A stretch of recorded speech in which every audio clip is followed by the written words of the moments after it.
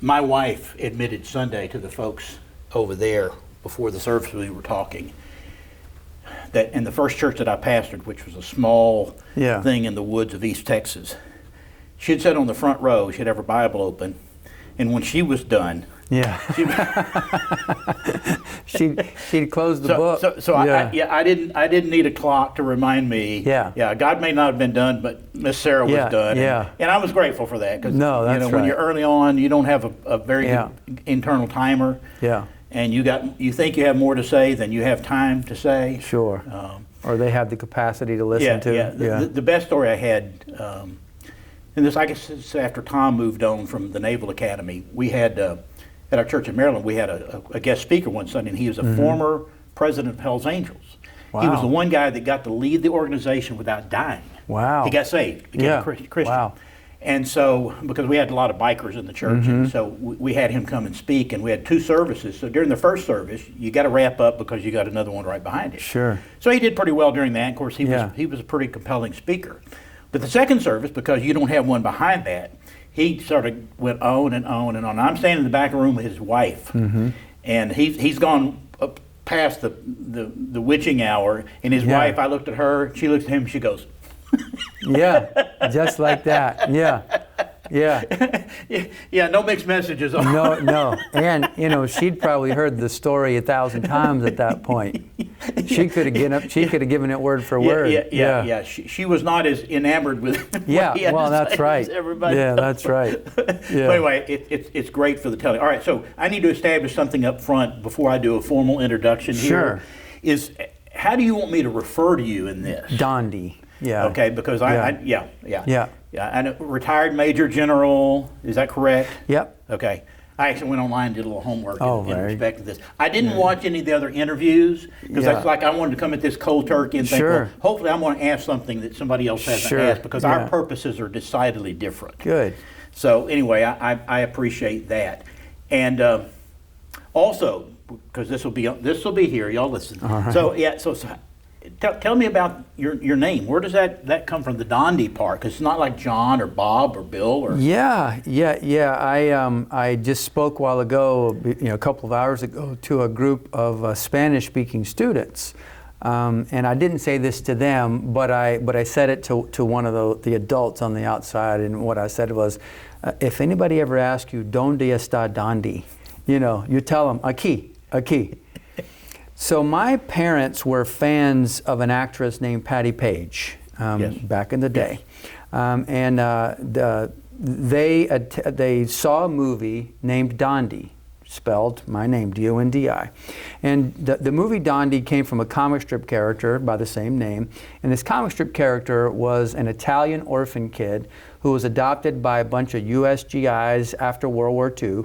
And he stows away, little Dondi stows away on the ship and gets back to New York City. So the movie is all about this little Italian orphan kid being adopted by Patti Page, and her husband in the movie was Richard Jansen, the original fugitive.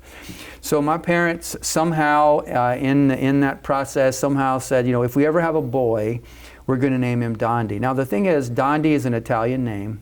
My mom is Scottish, my dad was English, and so I'm not Italian, but I've had to explain the name for my entire life, and you can imagine the challenges that a little boy in the 60s would have had if his name is Dondi. So the movie came out in 1963, I came out in 1964, and the thing I've always loved about my parents is they gave me a really good backup name.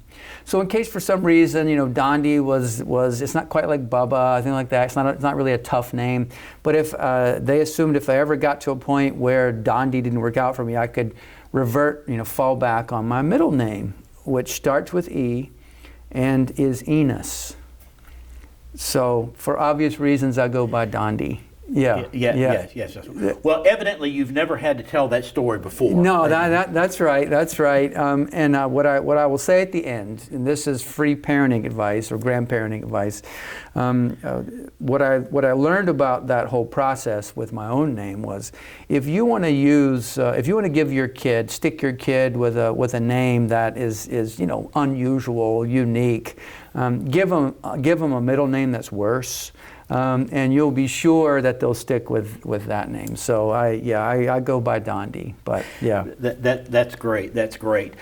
My younger brother is named Rocky. Okay. After Rocky Marciano, yeah, the boxer. Yeah. So in public school, I don't know if you went through this, because we moved often. Every time we'd go to a new school and you go to the office to get registered, they say, "What's your name?" You'd say Rocky. They say, "What's your real name?" Yeah. Rocky, yeah. Yeah, I get it about half the time. How do you spell that? Really? Is that your name? Is that on your birth certificate? Yes. So I understand completely. Yeah. Okay, so let me give us a formal introduction here for folks that'll be logging on and watch this. It's my privilege to be with Dondi Costin today. He's the president of Charleston Southern University. We're here, displaying this, and hopefully at some point he can do a little shameless promotion of the university. Yeah. We'll do that. Retired Major General from the Air Force. And it's courtesy of a connection in a lifetime that I have the privilege of being here, because a guy that he grew up with and went to the Air Force Academy with became a friend of mine while I was in Maryland. And he became my go-to preacher because he was student minister at the Naval Academy, Tom Clements, who was supposed to be with us today. Yes.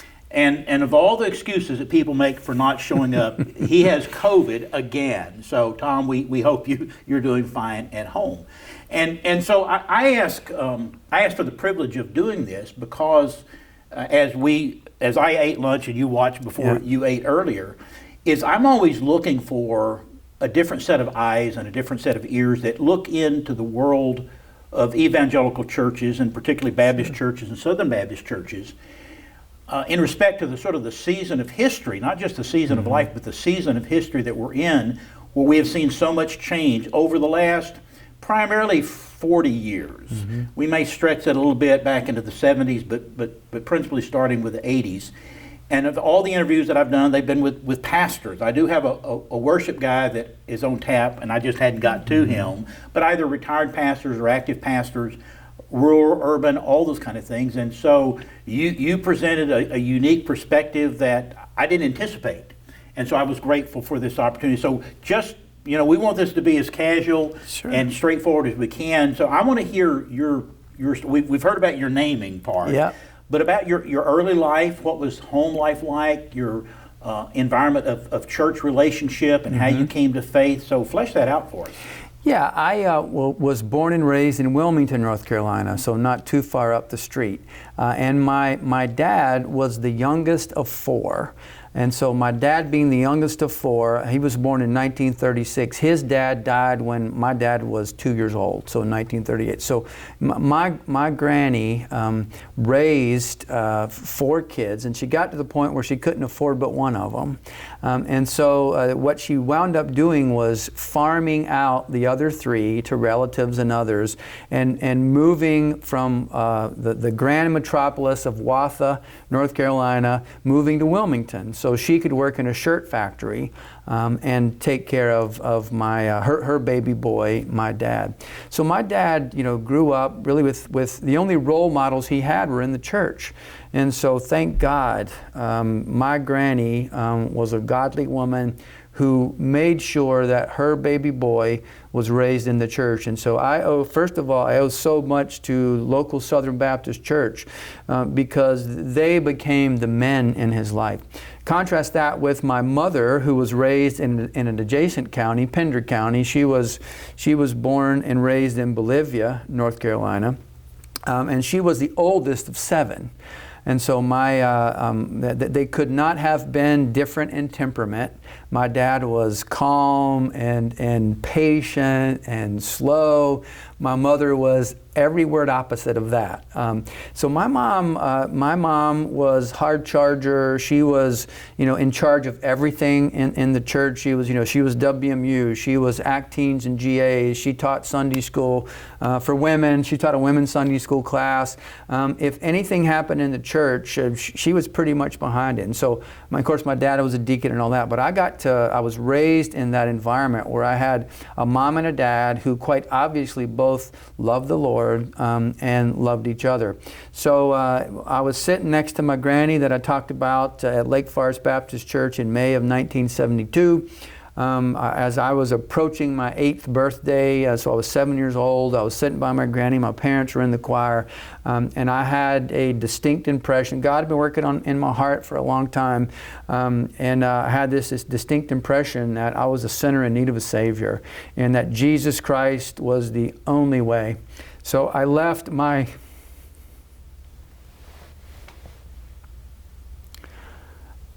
the side of my granny in the pew, made my way out to the center aisle, and went to the front, and was baptized the next week. And so, my story is a little bit unusual, maybe, but it wasn't unusual in my circles. There was an expectation, that you'd be an RA and you go to RA camp and you'd go to Ridgecrest and all of that, and somebody was making sure you heard the gospel enough to where you were going to get saved, and it was going to be genuine. So I never doubted my salvation. I never questioned it. I know this is probably the part that's unusual because a lot of people do, but I just think in God's providence, that wasn't my experience.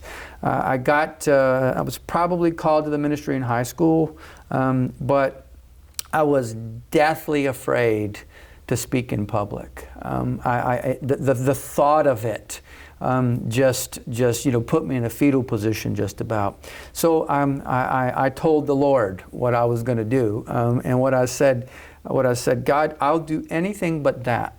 And again, in God's providence, I'm just so grateful that He was patient. And so I went a very different path. I didn't really have any military background in my... Well, before we get there, sure. You get my mind racing here because you're speaking my language and you're telling my story too. So all of those descriptions, for me, it was a couple of years younger. I was 6 when it happened. Sure. But same kind of scenario, so I'm very familiar with that. The question I have is that as you moved out of childhood into adolescence, culturally, it was not an environment that was really conducive to toeing the path for spiritual growth. How do you account for the fact that you didn't get off the beaten path as an adolescent? Yeah, I mean, it was the grace of God. I wish there was a better answer, but that probably is the best answer, because a lot of my friends, did go other directions and did other things, and my parents were. I thank God. I had a mom and a dad who loved each other. My dad didn't have that. He just had the granny. That as I say, she was a single mom before being a single mom was cool.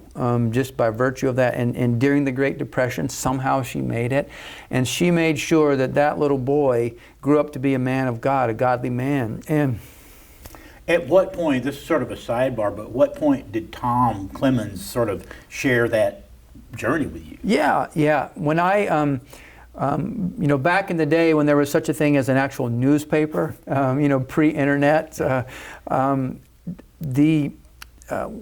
my appointment to the Air Force Academy was placed into the paper in Wilmington. And if you're in Bolivia, if you're going to read the paper, you read the Wilmington paper. Right. And so his mom or dad, his dad was a retired Air Force officer and had moved the family back to Bolivia in Brunswick County. And so sometime in that period, he read the paper and said, hey, there's a kid in Wilmington who's going to the Air Force Academy. Y'all two should meet beforehand. So his mother, whose name was Margaret, called my mom, whose name was Margaret, and they had, these guys should meet. So they drove over to Wilmington. We met.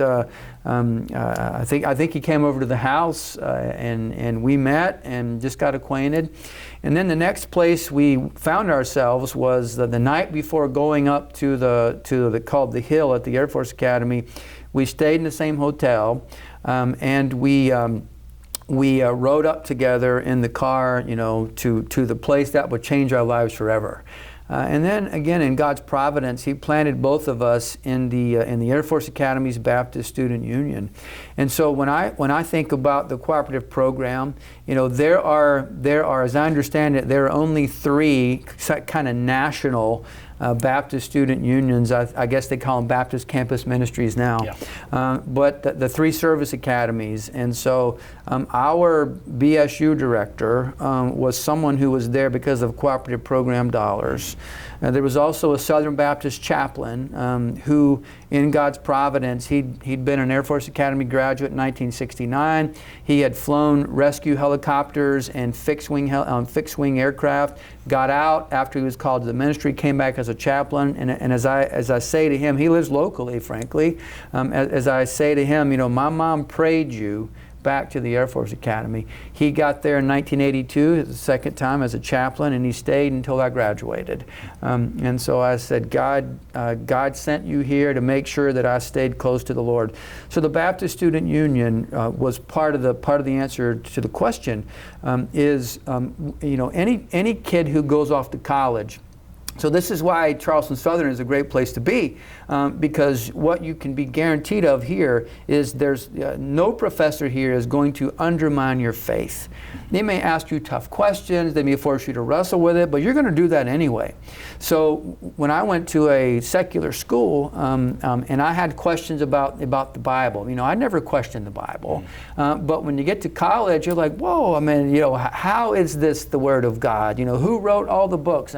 And so the BSU director, took me under his wing, and he made sure that we went to apologetics conferences. I still have notes that I took from a Josh McDowell conference that he took us to, because he knew that when we got to college, away from our parents for the first time, and again, I came from the most Southern Baptist of Southern Baptist families, but he was savvy enough to know, because he had been through the same thing, that we were going to have those questions. Yeah. Okay. So, but knowing what some of the rest of the story is, when you were in high school, particularly, what kind of a student were you? Were you a scholar? Were you an athlete? Were you none of the above? What kind of student were you? I was, I guess, all of those, and really by virtue of anybody who winds up at a service academy, as they evaluate your record, they make sure academically, you're at the top of your class, so that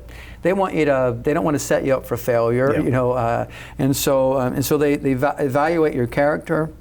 They evaluate your leadership ability, and they evaluate your academic ability. And part of all of this, leadership and character, a good bit of that is athletics. And so what kind of leadership did you have in clubs and organizations? Church leadership was part of the equation back in the day. I don't know if it is today or not, but that back then that was seen as just as valuable. And athletically as well. So they want to make sure you can do all the things that you have to do. So in high school, you sort of rose to the surface as a leader, or was that?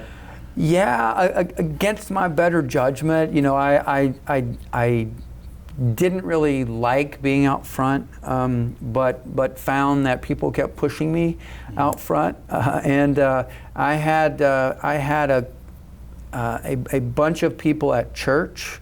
My mother in particular, she was one who was kind of pushing me in a good way. And I had two, one in junior high teachers, one in junior high and one in high school, that really made the difference for me. And so in high school, I had a guy who's actually from Charleston. He was my high school band director, a guy named Levy Gilliard, who had gone to Florida A&M University and had come back to Wilmington. He was the first band director at our high school, which is a fairly new high school. Went to high school with Michael Jordan, just as a point of reference. And so, he's the one who really pulled out of me. And he would say in so many words about putting me in positions where I was uncomfortable.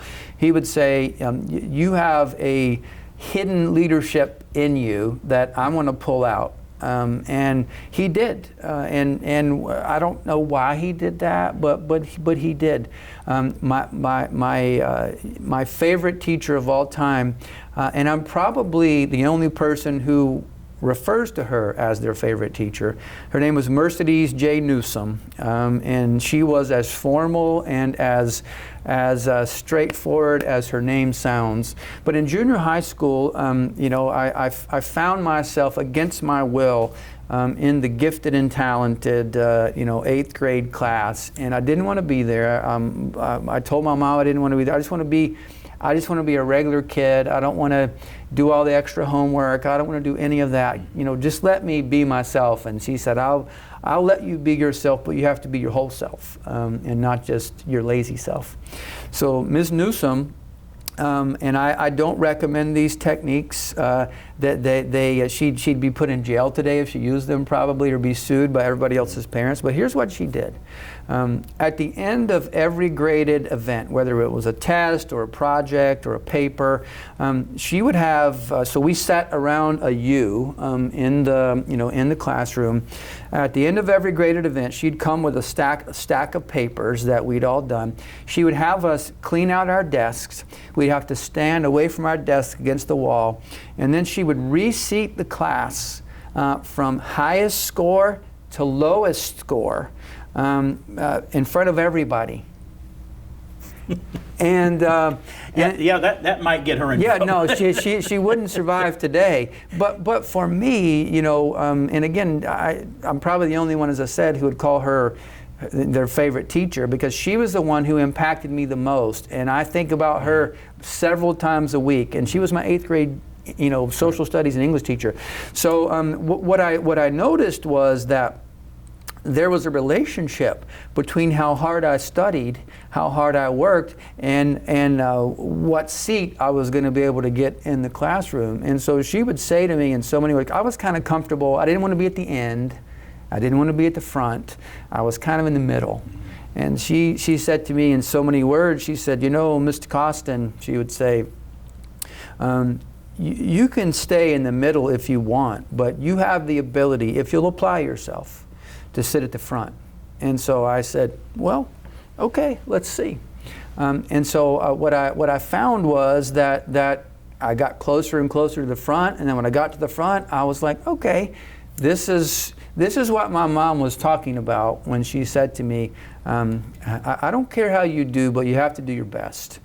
And so that's kind of what happened. And so I found myself wanting to get A's, and again, there was a relationship between how hard I worked, how hard I studied, how disciplined I was, how good I was getting at delaying gratification, all of those things. So in your sense of call to ministry, what year would that have been, and how old would you have been? Yeah, I was probably called to ministry in high school, and so probably 15, 16 years old, but as I was saying earlier, I was deathly afraid of speaking in public, and so I told the Lord, I'm not doing that. So was it just a general sense of call to vocational ministry, not necessarily to preaching ministry? In my mind, it was probably a call to preach, because my immediate visceral reaction against the call was that, I'm not the smartest guy in the room, but if you're a preacher, you have to stand in front of people 2 or 3 times a week and talk to people, and so by definition, I'm not doing that. Really, God in His providence, as He does often for us, He says, "We'll see." So when you left to go to the Air Force Academy, what year was that? I left in 1982, so I was there from 82 to 86. Okay. At what point in that journey did that moment of clarity come for you that it was chaplaincy in the military that was what God had called you to? Yeah. it didn't happen until I graduated. And so again, in God's providence, He used the Air Force Academy and the Baptist Student Union as an incubator for me. And so He kept me close to the Lord by virtue of these faithful Baptist Student Union student ministers, you know. And so if you're called to student ministry, God bless you. There perhaps is no higher calling than that, just based on what youth are doing today. You know, the unchurched nature of youth. Man, if you can crack the code, and God can use you to reach this generation, it's incredible. So I found myself in Fort Walton Beach, Florida, as a second lieutenant, and I was an industrial engineer. So I was an industrial engineering major at the Air Force Academy. My first assignment was working air-to-ground weapon systems, so laser-guided bombs, Maverick missiles, HARMs, and Shrikes, different kinds of... What could prepare you better for ministry What could than prepare that you kind of better for background? ministry? That's right. But I found myself again in a Bible-believing, Bible-preaching, gospel-centered, community-reaching Southern Baptist Church in Fort Walton Beach. And I met my now wife. I met her in the college and career class. And so the Southern Baptist College and Career class did its work. It was Wright Baptist Church. And so, as I say, I met Miss Wright at Wright Baptist Church. Well, you know, coming under the preaching of the Word of God, expository sermons, week after week after week after week. I mean, I still have sermon notes from this guy. Dave Malero was his name. He'd been a football player back in the day. He was huge, I mean, massive guy. But just week after week, being under the preaching of the clear, inerrant, infallible, authoritative, sufficient Word of God, God renewed the sense of calling in my life. I was running. One of the things I do is run. I was running one day, and I'd been wrestling with this. And I told the Lord, we've already been over this. I mean, I don't like to speak in public. I somehow survived the Air Force Academy, but I don't want to do that. I don't want to do it. And so I'm running one day, and it was as if God was on the corner with a bullhorn. And while I'm running, which is a lot, I have a lot of spiritual revelation while running. A lot of leadership insights come to me while running. Sometimes I'll go into a staff meeting and I'll have an idea, and they say, "Oh, he must have had a long run over the weekend." But so I'm running in Fort Walton Beach, Florida, and God with the bullhorn, he takes me while I'm running to Exodus chapters 3 and 4. And as you know, Moses basically is using the same excuses that I'm using. And so somehow Moses, he's standing in front of a burning bush. And I mean, he's having a conversation with this burning bush. So he knows it's God. God's clear. And God is calling him, you're going to go save my people. And Moses says, I'm not doing that. And I'm not doing it. And he lists all of his inadequacies, all of them. And he gets down to the point where he says, I don't know how to speak. I don't know what to say. And God's patient. And then all of a sudden, God's not patient. And he says, Moses, you're going to do this. Now, if it means I have to send your brother with you, and he's going to, but you're, so just so we're clear, you're going.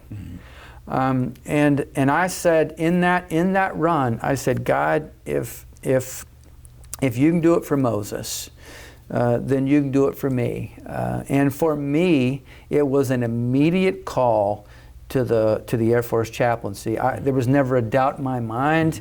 I mean, I wasn't attending a chapel, but there were chaplains. The one chaplain I mentioned, Chaplain Charlie Baldwin, he poured into my life all those years. And so for me, I love the Air Force. I loved Air Force people.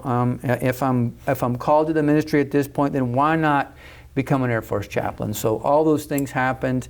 I mean, when I was a youth, I didn't like to do lock-ins when I was a youth. I certainly didn't want to do them as an adult.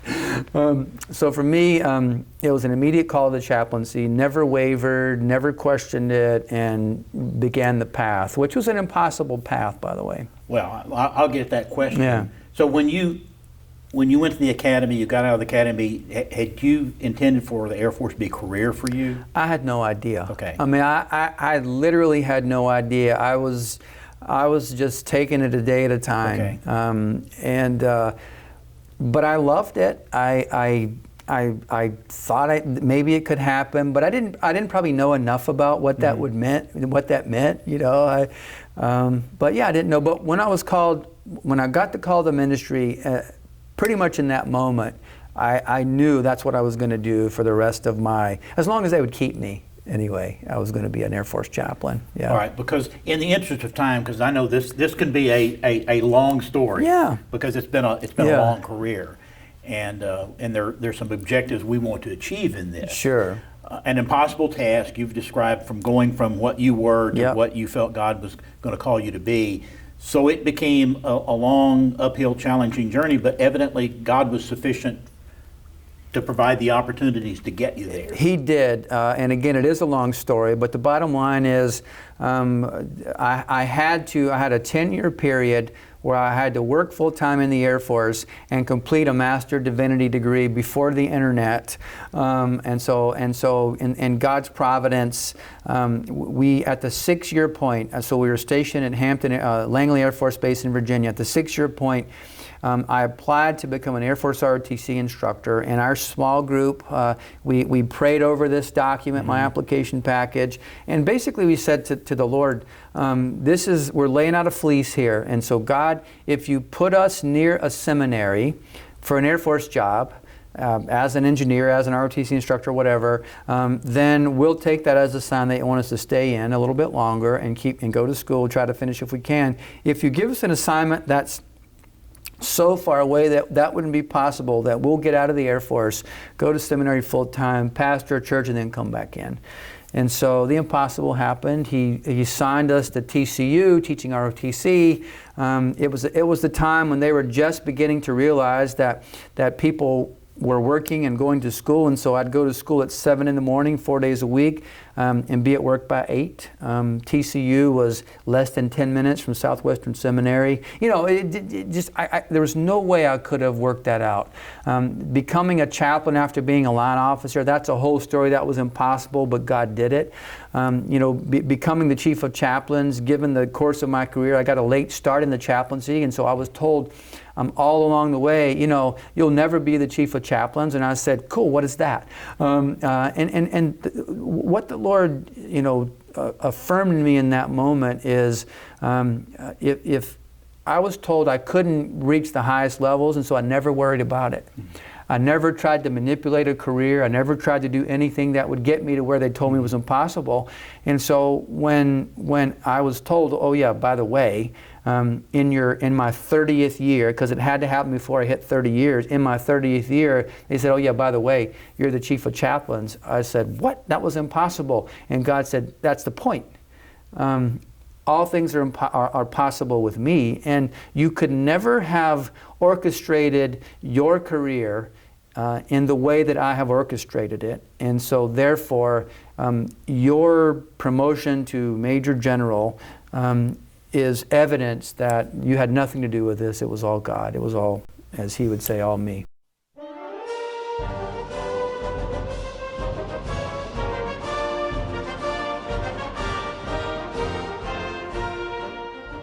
Well, it had to happen sooner or later. An interview that went longer than normal. And so in the interest of your time and our planning, that we've decided to make this a 2-part interview. So we've broken it down. We've completed the first part. I, for one, was very intrigued. I was appreciative of my time with Dr. Costin that he gave to me, knowing his schedule was a very busy schedule and that he allotted me that time. So I wanted to take full advantage of it, not really knowing how long it was going to take. So I just ask your indulgence. that you will understand taking a break at this time. We will come back next week and present part 2. And if you want to delay watching part 1 and 2, you have both of them and you can do it together. That's fully on you. I appreciate your participation in our journey together and logging on to be a part of this. And if you have questions or comments you'd like to make, then please reach out to me at this email address. If you'd like to be a part of our supporting network that makes possible our being able to do this, then either there's a way to give to our ministry, a 501c3 Church Rebirth Ministries Incorporated. You can do that online, or if you're old school and simply want to drop a check in the mail, you can do that to this mailing address. But I appreciate so much your being here, being a part of this, and look forward to providing you with part 2 next week.